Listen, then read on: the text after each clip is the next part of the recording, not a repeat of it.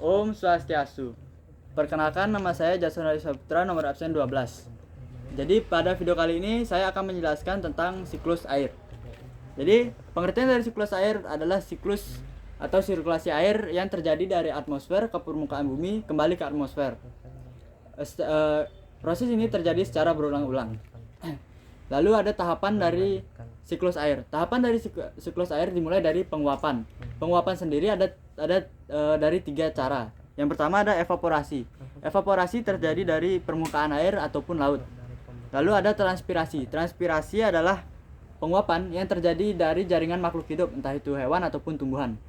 Lalu ada sublimasi. Sublimasi adalah penguapan dari es di kutub ataupun es di pegunungan. Lalu setelah terjadi penguapan, terjadilah proses kondensasi. Kondensasi sendiri adalah penguapan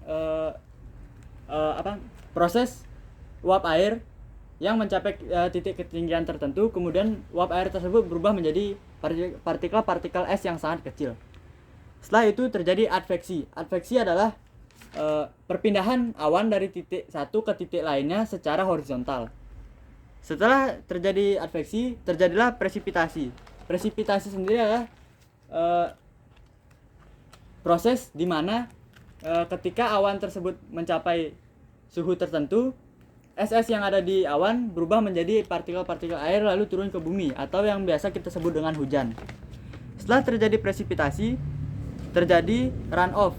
Runoff adalah proses di mana air hujan yang dari proses presipitasi turun ke permukaan bumi kemudian mengalir dari tempat tinggi ke tempat yang lebih rendah. Selanjutnya ada infiltrasi. Infiltrasi adalah proses di mana kemudian ada infiltrasi. Infiltrasi adalah proses di mana air yang dari presipitasi atau air dari proses hujan yang jatuh ke bumi tidak hanya mengalir di permukaan bumi saja, tetapi juga masuk ke dalam tanah dan menjadi air tanah.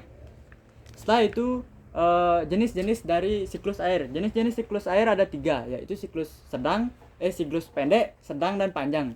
Siklus pendek adalah siklus yang hanya terjadi di lautan.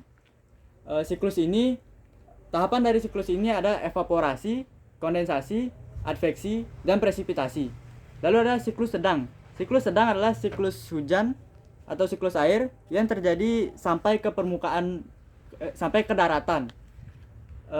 Tahapan-tahapan dari siklus sedang ada evaporasi, transpirasi, kondensasi, adveksi, dan presipitasi. Lalu yang ketiga adalah siklus panjang. Siklus panjang adalah siklus air yang dari laut sampai ke pegunungan. Nah, di tahapan dari siklus ini tuh lebih panjang, yaitu ada evaporasi, transpirasi, sublimasi, kondensasi, adveksi, runoff, dan infiltrasi. Sekian presentasi dari saya. Om Santi Santi Santi Om.